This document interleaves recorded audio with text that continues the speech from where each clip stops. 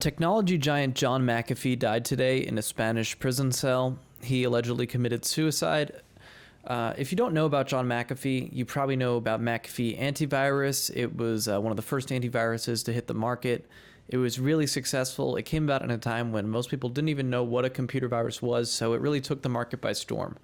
The company was bought by Intel. He stopped being affiliated with it, and he spun off into many strange business ventures after, with varying levels of success, although none were nearly as successful as McAfee Antivirus.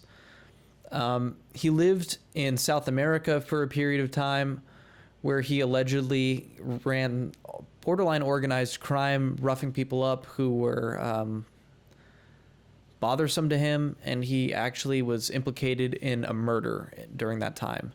He came back to the United States. He ran for president as a libertarian in 2016 and 2020. He was being pursued by multiple nations' governments for various criminal charges, one of which was the alleged murder. But there were some serious charges leveled by the United States government, which was what ultimately landed him in Spanish prison.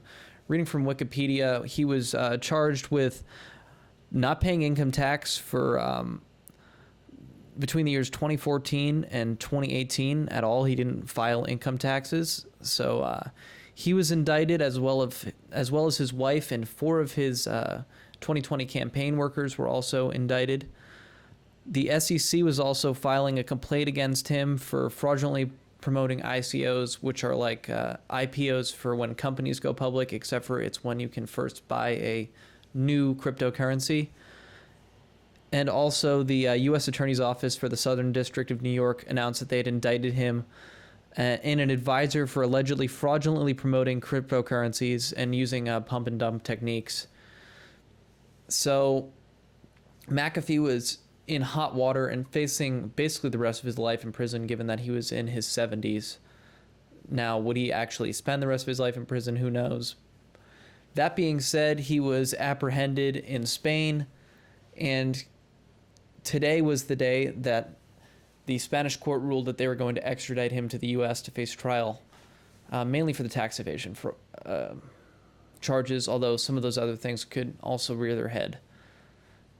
The thing that's really interesting about this case is that John McAfee has previously said that he is not going to kill himself, and that if he does kill himself, it's actually somebody else who murdered him.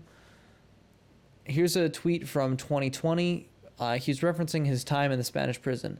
He says, "I'm content in here. I have friends. The food is good. All is well. Know that if I hang myself, a la Epstein, it will be no fault of mine." Now, who's to say? His father killed himself when McAfee was 15. I don't have the sociological evidence in front of me, but something tells me that witnessing that at an early age probably raises your propensity to kill yourself, since that's probably on your mind all the time throughout your whole life. However, there's also another interesting tweet that actually is accompanied by a tattoo that he got. This tweet says, "Getting subtle messages from U.S. officials saying, in effect, quote, we're coming for you, McAfee. We're going to kill yourself," unquote. "I got a tattoo today just in case. If I suicide myself, I didn't. I was whacked.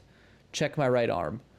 And he has a tattoo on his right arm that's a $sign, and it says whacked after. So while we don't know if McAfee went the way of Epstein, since we don't even know if Epstein went the way of Epstein, it's definitely suspicious. Who knows who's behind it or who would have motivations to do such a thing? You know, in the Epstein scenario, it was a lot clearer that there were many, many powerful people who he had a lot of dirt on, and who an honest trial of would have their dirt exposed. So I could really see why people would want Epstein killed. Whereas McAfee, it's a lot more up in the air. But I looked at a lot of mainstream reporting for McAfee killing himself, and few of the outlets actually mentioned these tweets, so that's why I decided to make this video. I don't think I'm presenting anything groundbreaking as far as how I told the story of his life. There's a lot of really interesting stuff out there about his life, and I think that he was doing a lot of really immoral and illegal things. That being said, I just couldn't pass up getting to tell this story, but also including those two really interesting tweets that definitely cast a shadow over his death, more than would already be cast over a man hanging himself. Thanks for watching.